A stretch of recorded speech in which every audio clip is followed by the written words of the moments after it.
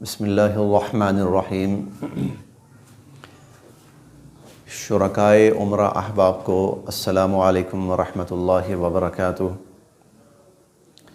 گزشتہ ویڈیوز میں آپ نے، بلکہ گزشتہ اسباق کہنا چاہیے، گزشتہ اسباق میں آپ حضرات نے عمرہ کے ابتدائی مراحل کا تذکرہ سماعت فرما لیا، اور اس میں خصوصاً احرام کے حوالے سے اس کے کچھ احکامات اور اس کی کچھ پابندیاں وہ آپ کے سامنے بیان ہوئی ہیں۔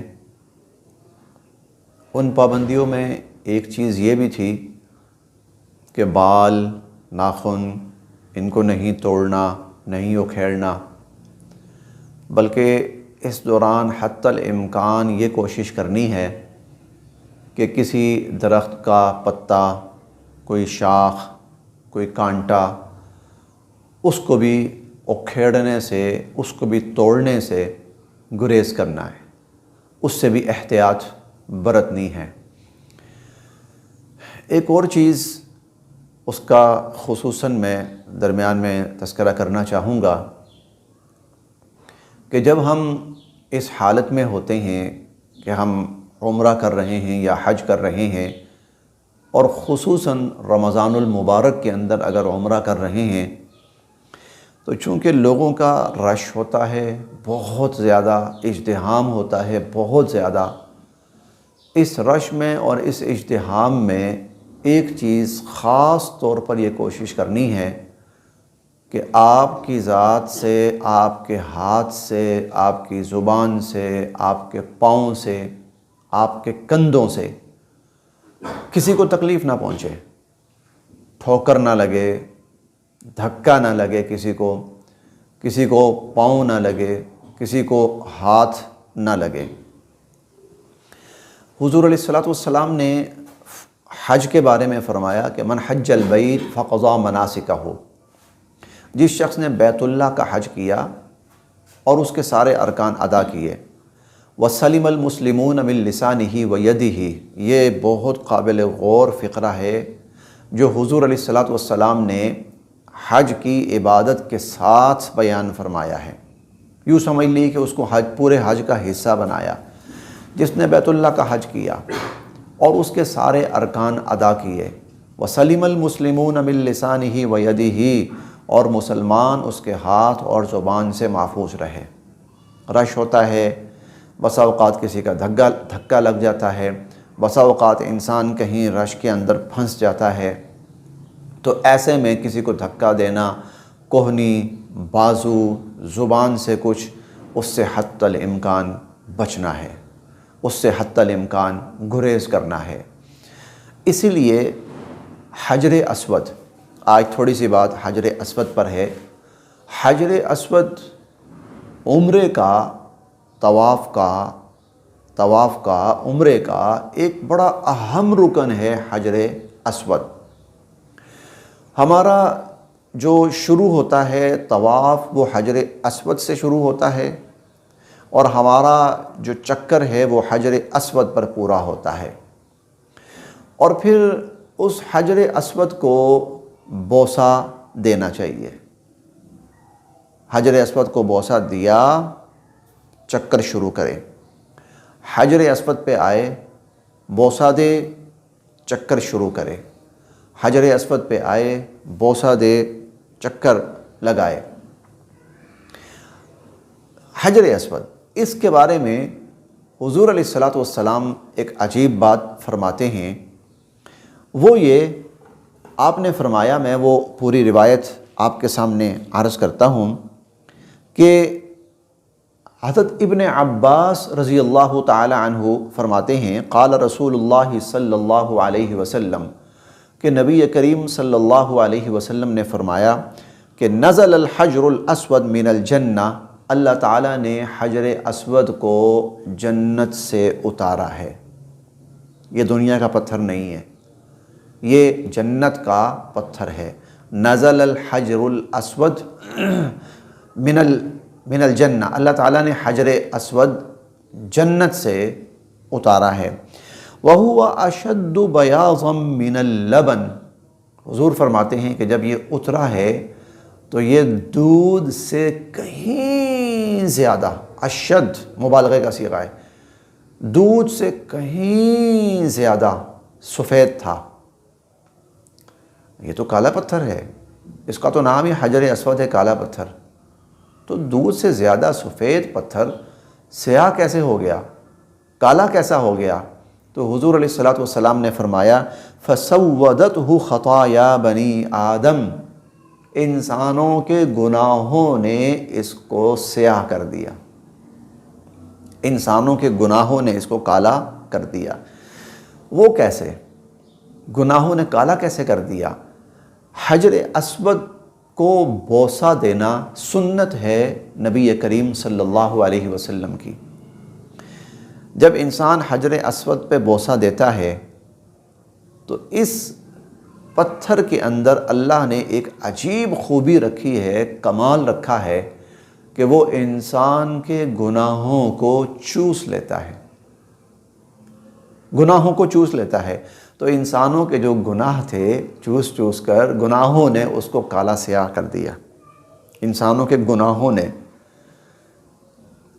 ضمناً ایک چھوٹی سی بات درمیان میں عرض کرتا چلوں، ایک پتھر ہے، گناہ اس کا بھی نہیں ہے، گناہ ہمارے ہیں، لیکن ہمارے گناہوں کی وجہ سے وہ سیاہ ہو گیا ہے، تو پھر ہمارے اپنے گناہ انہوں نے ہمارے دلوں کو کتنا سیاہ کر دیا ہوگا، انہوں نے ہمارے دلوں کو کتنا کالا کر دیا ہوگا۔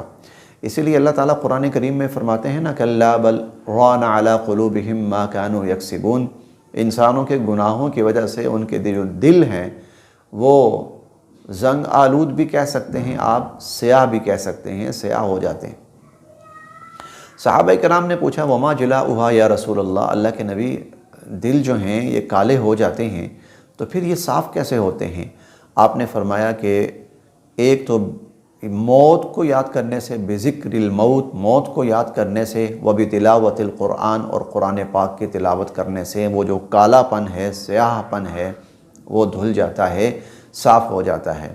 تو انسانوں کے گناہوں نے حجر اسود کو کالا سیاہ کر دیا ہے، حتیٰ کہ اس کا نام ہی کالا پتھر، سیاہ پتھر حجر اسود پڑ گیا ہے۔ حضور علیہ الصلوۃ والسلام اس کے بارے میں فرماتے ہیں، یہ بھی حضرت ابن عباس فرماتے ہیں قال رسول اللہ صلی اللہ علیہ وسلم فی الحجر، کہ حضور علیہ الصلوۃ والسلام نے حجر اسود کے بارے میں فرمایا واللہ لیبعثہ اللہ یوم القیامہ، میں اللہ کی قسم کھا کے کہتا ہوں، یہ حضور فرما رہے ہیں، اللہ کی قسم کھا کے کہتا ہوں کہ لیبعثہ اللہ یوم القیامہ، اللہ اس پتھر کو قیامت کے دن اٹھائیں گے، یہ آئے گا۔ لہو عینان، اس کی دو آنکھیں ہوں گی، یبصر بہما، ان دو آنکھوں کے ساتھ یہ دیکھ رہا ہوگا، ان دو آنکھوں کے ساتھ یہ دیکھ رہا ہوگا۔ ولسان ینطق بہ، اور اس کی ایک زبان ہوگی جس کے ساتھ یہ بولے گا۔ یا اللہ، پتھر کو آپ نے آنکھیں کیوں دی ہیں اور پتھر کو آپ نے زبان کیوں دی ہے؟ کوئی خاص مقصد؟ تو جواب ہے، اچھا پہلے ہم نے پڑھا یہ جنت سے اتارا ہے، اس لیے یہ ختم نہیں ہوگا، یہ باقی رہے گا، یہی پتھر ہمیشہ باقی رہے گا، آج تک باقی ہے تو قیامت تک باقی رہے گا۔ قیامت کے دن اللہ اس پتھر کو، جہاں انسان قیامت کے میدان میں، حشر کے میدان میں حاضر ہوں گے، وہاں یہ پتھر بھی اللہ تعالیٰ لے کر آئیں گے۔ اور حضور علیہ الصلوۃ والسلام فرماتے ہیں کیوں اٹھائیں گے اللہ، کیوں زندہ کریں گے اس کو، اور کیوں اللہ تعالیٰ اس کو آنکھیں عطا فرمائیں گے، کیوں یہ عطا فرمائی ہیں، یا کیوں اس کو زبان عطا فرمائی ہے؟ یشہد علی من استلمہ بحق، جس نے اس کو اجر کے ساتھ، نیکی کے ساتھ استلام کیا ہوگا، یہ قیامت کے دن اس کے حق میں اللہ کی بارگاہ میں گواہی دے گا۔ آنکھیں دی ہیں، پہچان لے، زبان دی ہے، گواہی دے، پہچانے گا بھی، گواہی بھی دے گا قیامت کے دن اس کے حق میں۔ ہمارا جو طواف شروع ہوتا ہے وہ حجر اسود سے شروع ہوتا ہے۔ ہم پہنچ گئے وہاں پر، حرم کے اندر ہم پہنچ گئے، مطاف کے اندر ہم پہنچ گئے۔ اب ہم نے حجر اسود کے کوشش کرنی ہے، جہاں حجر اسود ہے اس کے سامنے ہمیں جہاں بھی جگہ مل جائے وہاں ہم پہنچ جائیں، وہاں ہم کھڑے ہو جائیں، اور اس دوران ہم نے پیچھے دیکھنا ہے تو ایک گرین لائٹ وہ ہماری کمر پہ پہنچ رہی ہوگی، وہ گرین لائٹ ہماری بیک پہ ہوگی، ہماری کمر پہ ہوگی، سامنے ہمارے حجر اسود ہے، تو یہاں ہم نے حجر اسود کی طرف سامنے کھڑا ہونا ہے اس کے سامنے، اور ہم نے نیت کرنی ہے طواف کی نیت کرنی ہے۔ اگر کوئی عربی کے یہ الفاظ پڑھ سکے تو سب سے بہتر ہے، عربی کے یہ الفاظ پڑھ سکے تو سب سے بہتر ہے، اور وہ الفاظ اور دعا یہ ہے، اللہم انی ارید طواف بیتک الحرام، اے اللہ میں آپ کے اس محترم گھر کا طواف شروع کرنے لگا ہوں، فیسرہ لی، اس کو میرے لیے آسان بھی فرما دیجئے، وتقبلہ منی، اور مجھ سے قبول بھی فرما لیجئے۔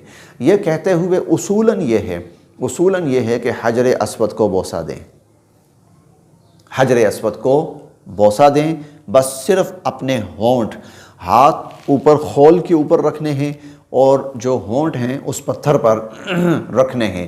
اس نے گناہ چوس لینے ہیں، اس نے قیامت کے دن دیکھنا بھی ہے، اور اس نے قیامت کے دن اللہ کے حق میں گواہی بھی دینی ہے، اور اللہ اس کی گواہی کو قبول فرمائیں گے، اور قبول فرمائیں گے تو مغفرت فرمائیں گے انشاءاللہ العزیز۔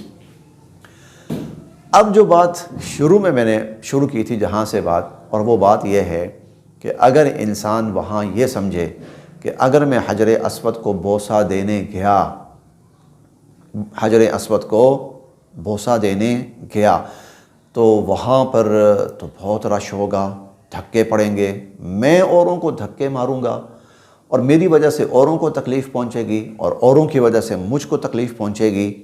عبادت تو بہت بڑی ہے، چیز تو بہت بڑی ہے، عمل تو بہت بڑا ہے، لیکن اس عمل کی ادائیگی میں اوروں کو مجھ سے تکلیف پہنچے گی اور مجھے اوروں سے تکلیف پہنچے گی، تو پھر حکم یہ ہے کہ آپ اس کو بوسہ نہ دیں، بلکہ آپ دور سے استلام کر لیں۔ اور دور سے استلام کیا ہے؟ ہاتھ یوں اٹھانے ہیں اس کی طرف، اور بسم اللہ والحمد للہ واللہ اکبر والصلاة والسلام علی رسول اللہ، یہ الفاظ پڑھتے ہوئے بس اس کی طرف اشارہ کر دیجئے، اور اشارہ کرنا کافی ہو جائے گا۔ دو چیزیں میں نے بتا دیں کہ حجر اسود، اس کی عظمت، اس کی فضیلت، اس کی تاریخ، اور اس کی شہادت جو ایمان والوں کے حق میں دے گا، لیکن دوسری چیز اس کی وجہ سے اگر تکلیف کا باعث ہو تو دور سے سلام کرنا۔ یہاں سے ہم اپنا طواف شروع کر دیں گے۔ طواف ہم اس طرح شروع کریں گے، خانہ کعبہ کا چکر لگائیں گے، اینٹی کلاک وائز ہم نے گھومنا ہے، اینٹی کلاک وائز، یعنی کلاک تو یوں گھومتا ہے نا، ہم نے یوں گھومنا ہے۔ ہمارا جو بایاں کندھا ہوگا، بایاں کندھا یہ خانہ کعبہ کی طرف ہوگا، لیکن ہمارا چہرہ اور ہمارا سینہ یہ خانہ کعبہ کی طرف نہیں ہوگا۔ ہم نے خانہ کعبہ کی طرف نظر نہیں رکھنی، بلکہ نظر سامنے رکھنی ہے، سینہ سامنے رکھنا ہے، ہمارا بایاں کندھا خانہ کعبہ کی طرف ہوگا۔ اب یہاں پر ایک بات ساتھ اور بھی وہ بھی عرض کرتا چلوں، وہ میں نے اصطباع کی اصطلاح استعمال کی تھی۔ جب ہم احرام باندھتے ہیں، جس وقت احرام باندھتے ہیں، میقات سے پہلے باندھ لینا ہے، تو اس وقت ہم اس کو پوری طرح کور کیے رکھیں گے۔ یہ کندھا جو ہے یہ فوری طور پر احرام باندھتے ہی کندھا ننگا کرنے کی ضرورت نہیں ہے۔ یہ جو کندھا ہے، کیونکہ وہ جو چادر ہے نا وہ ہم نے نیچے سے لانی ہے نا، لیکن یہ جو چادر نیچے سے لانی ہے نا، یہ ہم نے عمرہ شروع کرتے وقت چادر کو نیچے سے یوں لے کے آنا۔ اس سے پہلے جب ہم نے احرام باندھا ہے، ہم جہاز میں ہیں، ہم اترے ہیں، ہم جدہ آئے ہیں، ہم گاڑی میں سفر کر رہے ہیں، ہم اپنے ہوٹل آئے ہیں، ہم جا رہے ہیں، راستے میں ہیں، تو وہ چادر پوری طرح کور رہے گی، پورا وجود ہمارا کور رہے گا۔ ہاں، جب ہم شروع کریں گے عمرہ اور طواف شروع کریں گے، ہم نیت کر رہے ہیں، اب ہم نے اصطباع کرنا ہے، یعنی اصطباع کا مطلب یہ ہے کہ اپنا یہ جو بایاں کندھا ہے اس کو ننگا کر لینا ہے، اور جو چادر ہے اس کو ہم نے نیچے سے یہاں پر ڈال لینی ہے۔ اس کے بعد یہ صرف مردوں کے لیے ہے، کیونکہ احرام ہے ہی مردوں کے لیے۔ اس کے بعد دوسری چیز ہے رمل، مردوں کے لیے اصطباع، اور اس کے بعد رمل۔ رمل کا مطلب یہ ہے مرد، یہ عورتوں کے لیے نہیں ہے، خواتین کے لیے نہیں ہے، خواتین اپنی نارمل چال چلتی رہیں گی۔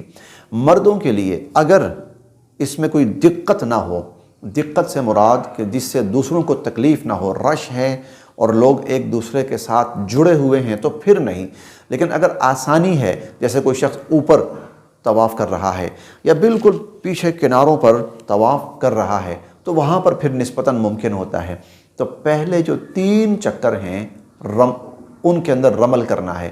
رمل کا مطلب ہے ذرا تھوڑا سا اکڑ کے چلنا ہے، تھوڑا سا اکڑ کر، اس میں بھاگنا نہیں ہے چلنا ہی ہے، بھاگنا نہیں ہے، چلنا ہی ہے، لیکن صرف یہ ہے کہ تھوڑا سا ذرا اکڑ کر۔ مرد حضرات کے لیے پہلے 3 چکروں کے اندر جو رمل ہے یہ سنت ہے نبی کریم صلی اللہ علیہ وسلم کی۔ صحابہ کرام بھی رمل کیا کرتے تھے پہلے 3 چکروں کے اندر، لیکن اس میں اگر سہولت اور آسانی کے ساتھ ممکن ہو، اگر اس میں دوسروں کو دقت اور تکلیف پہنچ رہی ہو تو پھر جس قدر ممکن ہو سکے اپنے آپ کو سمیٹ لیا جائے۔ آج کے درس میں بس انہی باتوں پر اکتفا کیا جاتا ہے۔ انشاءاللہ اس کی اب مزید تفصیل ہم نے اس دوران کہاں کہاں کیا کیا عمل کرنا ہے وہ آپ کی خدمت میں پیش کیا جائے گا۔ یعنی ہم نے طواف شروع کر دیا ہے، نیت کر لی، نیت کرنے کے بعد ہم نے طواف شروع کر لیا، ہمارا رخ سامنے کی طرف ہے، چہرہ سامنے کی طرف ہے، ہمارا جو بایاں بازو ہے یہ خانہ کعبہ کی طرف، ہمارا پہلا طواف، پہلا چکر شروع ہو چکا ہے۔ انشاءاللہ اس کے بعد جو مزید باتیں ہیں وہ آپ کے سامنے پیش کی جائیں گی۔ اللہ تعالی ہم سب کے لیے عمل کی راہیں آسان فرمائیں۔